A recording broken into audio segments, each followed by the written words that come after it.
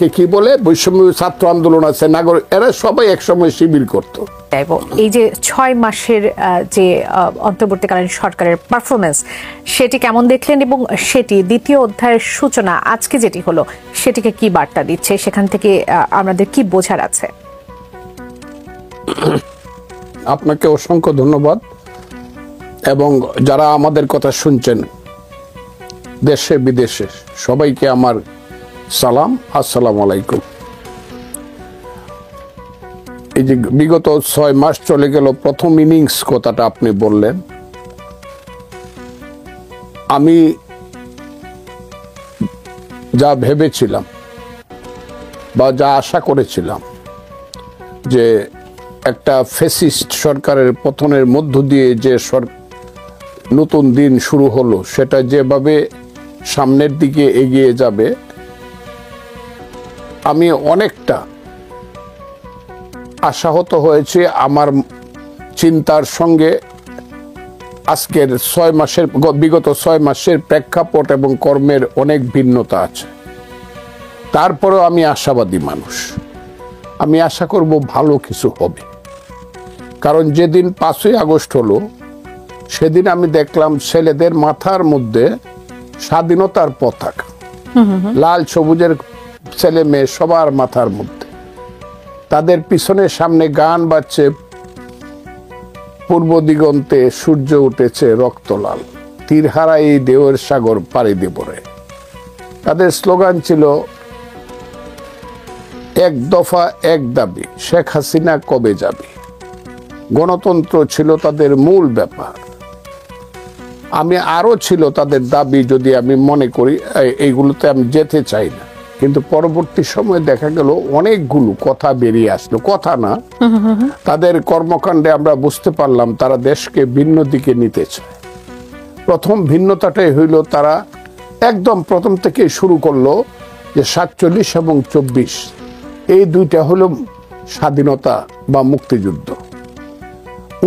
71 সন মুক্তিযুদ্ধ না, এটা দুই ভাইয়ের একটা ঝগড়া। এই যে দুই ভাইয়ের ঝগড়া, ভুল বুঝাবুঝি, মুক্তিযুদ্ধকে তারা স্বীকার করতে, 71-এর মুক্তিযুদ্ধকে স্বীকার করলো না প্রথমে, একদম কয়েক মাস একেবারে বাদ পড়ে গেল, একবারে বাদ করে দিল। তারপরে আমাদের মতো কিছু হতবাগা দুর্ভাগারা যারা মুক্তিযুদ্ধ করে এখনো বেঁচে আছে, যারা একদিন মায়ের বাহুবন্ধনকে উপেক্ষা করে, মায়ের চোখের জলকে উপেক্ষা করে, বাবার সবকিছুকে চিরতরে বিসর্জন দিয়ে মেঘালয়ের পাহাড়ে গিয়েছিলাম আমি, দিনের পর দিন, মাসের পর মাস ট্রেনিং দিয়ে যুদ্ধ করেছিলাম, যার পাশ থেকে পড়ে গিয়েছিল, মরে গিয়েছিল, শহীদ হয়ে গিয়েছিল, আপন লোকটি লাফ মেরে পাক বাহিনীর গুলি খেয়ে 5 ফিট উপরে উঠে গিয়েছিল তার শরীরটা। পরেই একটা ঝাঁকি দিয়ে বলল, মাকে দেখো। মায়ের একমাত্র ছেলে, মা পাগল হয়ে মারা গেল। ওই যে মা পাগল হয়ে মারা যাওয়ার যে সাক্ষী আমাদের মতো হতবাগারা, আমরা তো মুক্তিযুদ্ধকে ভুলতে পারলাম না, এবং জীবনে যতদিন আছি মুক্তিযুদ্ধকে ভুলতে পারবো না। কারণ আমি একজন মায়ের বিশ্বস্ত সন্তান, সঠিক সন্তান, আমাকে অন্য কেউ জন্ম দেয় না। এদেশের মানুষরা কি আসলে মুক্তিযুদ্ধকে ভুলতে পারবে বা ভুলতে চায়? পারা উচিত না। আমি যারা মায়ের সঠিক সন্তান, আমি কথাটা একবার বলি, মায়ের সঠিক সন্তান যারা, তারা মুক্তিযুদ্ধকে ভুলতে পারবে না। কারণ মুক্তিযুদ্ধ হলো আমার মায়ের নাম, বাংলাদেশ হলো আমার মায়ের সন্তানের নাম। মুক্তিযুদ্ধের পেট চিরেই বাংলাদেশ। বাংলাদেশের উপদেষ্টা হব আর মুক্তিযুদ্ধকেও মাকেও স্বীকার করব, তাদেরকে আমি কি বলবো? আমি বাংলা ভাষাটা আর বললাম না, আমি অনেক বাংলা ভাষা, এই ভাষাটা আমি বললাম না। তবে তারা ভালো মানুষ নয়, তারা মায়ের সন্তান নয়।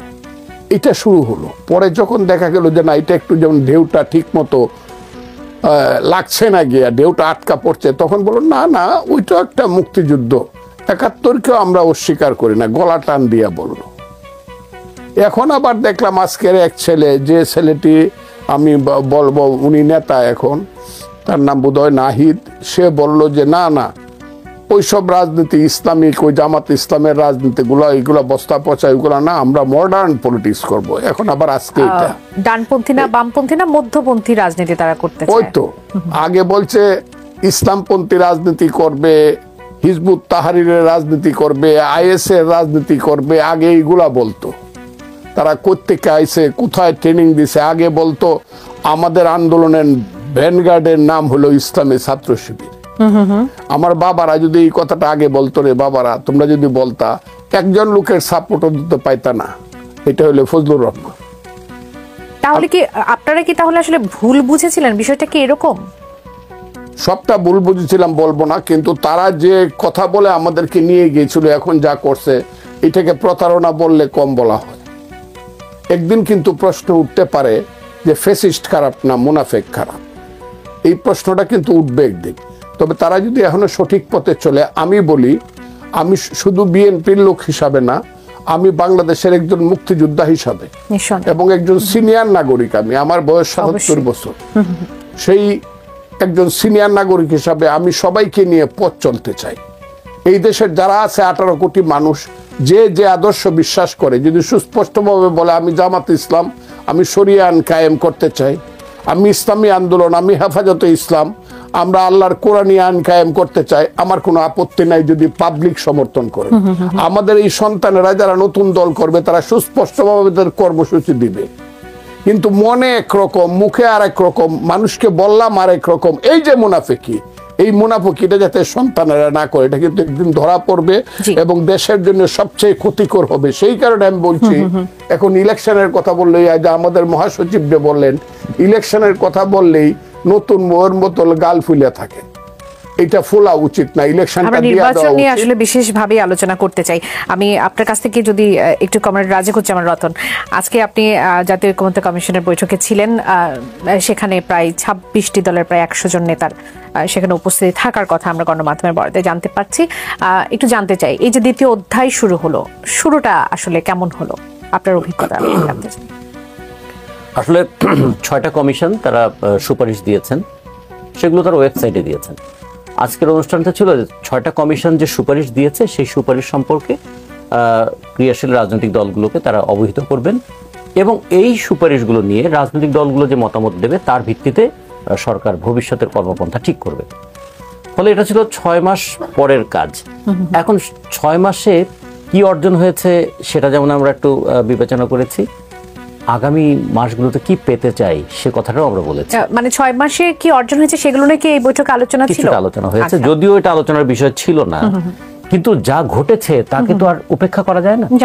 এই 6 মাসে আমাদের স্বপ্নগুলো কিন্তু তার ডানা মেলতে পারে নাই, বরঞ্চ কখনো কখনো স্বপ্নগুলো প্রশ্নবিদ্ধ হয়েছে। যেমন করে ফজলু ভাই বললেন, আমাদের আন্দোলনটার মধ্যে কি কোনো ভুল ছিল? আমরা কি একটা ফ্যাসিস্ট শাসনের বিরুদ্ধে লড়াই করাটা আমাদের ভুল ছিল? নাকি জনগণ বলবে যে যারা আন্দোলনের সামনে যারা এলেন তারা মানুষকে প্রতারণা করলেন?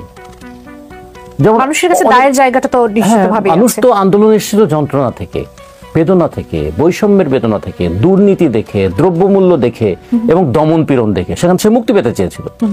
ঠিক একই কথা কিন্তু আমাদেরকে বারবার শুনতে হয়েছে। এমনকি মুক্তিযুদ্ধের মতো এত বড় একটা ঘটনা, আমাদের 30 লক্ষ মানুষের জীবন, লক্ষ লক্ষ মা বোনের সম্ভ্রম, তাদের চোখের জলে ভেজায় মাটিতে, এই মাটিতে দাঁড়িয়ে তো অনেকে বলেছে মুক্তিযুদ্ধ করে আমাদের কি লাভ হলো, এই কথা শুনতে হয়েছে না? ফলে এটা বারবার মানুষ সংগ্রাম করে, বারবার মানুষ সংগ্রামের পরে প্রতারিত হয়, কিন্তু তারপরে সংগ্রাম কি থেমে থাকে? আজকে এই দিনে এমন একজন মানুষ মৃত্যুবরণ করেছেন, তিনি একটা গান লিখেছিলেন, তিনি অনেক গান লিখেছেন, প্রতুল মুখোপাধ্যায়, যে আলু বেচো, পটল বেচো, বেচো বাকর খানি। বলছে সবই তুমি বেচতে পারো, কিন্তু তোমার চোখের মনি বিক্রি করো না, তোমার স্বপ্ন বিক্রি করো না, তোমার কলমটা বিক্রি করো না। মানুষ কিন্তু বারবার ওই চোখের মনির মধ্যে তার বেদনাটা দেখতে পায়, বুকের মধ্যে তার স্বপ্নটা পুষে রাখে, কলম দিয়ে তার মুক্তির কথা লেখে, এইগুলো যেন না বেচে। এই বেচে না বলেই সাধারণ মানুষ বারবার আন্দোলনে আসে। এত প্রতারণার পরেও মানুষ কিন্তু বারবার আন্দোলনে বিশ্বাস করে বারবার। ফলে আমরা মনে করি আমাদের আন্দোলনটা ভুল ছিল না। কিন্তু ফজলু ভাই যেটা বললেন, যারা আন্দোলনের মধ্যে ডিসগাইজ করেছিলেন তারা যদি এখন স্বরূপে আবির্ভূত হন খুবই ভালো, যদি স্বরূপে আবির্ভূত নাও হন তাহলে কোনো না কোনো একদিন সেটা প্রকাশিত হবেই, কারণ থলের বিড়াল বেরিয়ে আসেই। আজকের যে বৈঠকটা ছিল সেই বৈঠকে আমরা আমাদের দিক থেকে, আমাদের বাসদের পক্ষ থেকে আমরা একটা লিখিত প্রস্তাব ওখানে দিয়েছি। আমরা বলেছিলাম 6টা সংস্কার কমিশনের যে সুপারিশগুলো তার অন্তত একটা প্রিন্টেড ভার্সন সব দলগুলোকে দেওয়া উচিত। 2, সব দলগুলোর একটা লিখিত মতামত নেওয়া উচিত। 3 নম্বর আমরা বলেছি যে এগুলো নিয়ে কিছু বিষয় স্বল্প মেয়াদী, কিছু বিষয় মধ্যমেয়াদী, কিছু বিষয় দীর্ঘমেয়াদী, যেগুলোতে একমত হতে পারবো সেগুলো নিয়ে আমরা কাজ করব। সংস্কার, বিচার এবং নির্বাচন, এই 3টা পাশাপাশি চলবে, একটার জন্য আরেকটাকে যেন বন্ধ করে রাখা না হয়।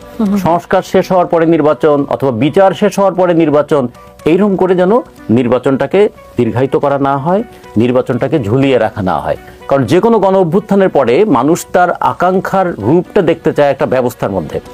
অন্তর্বর্তীকালীন সরকার তো একটা অন্তর্বর্তীকালীন সরকার, সে তো অন্তহীন সরকার নয়। ফলে যেমন 69-এর গণ অভ্যুত্থানের পরে নির্বাচন হয়েছে, 90-এর গণ অভ্যুত্থানের পরে নির্বাচন হয়েছে, এবারও গণ অভ্যুত্থানের পরে নির্বাচনের মধ্য দিয়ে মানুষের যে আকাঙ্ক্ষা সেটা একটা দায়িত্বশীল দল সেটা পালন করার চেষ্টা করবে।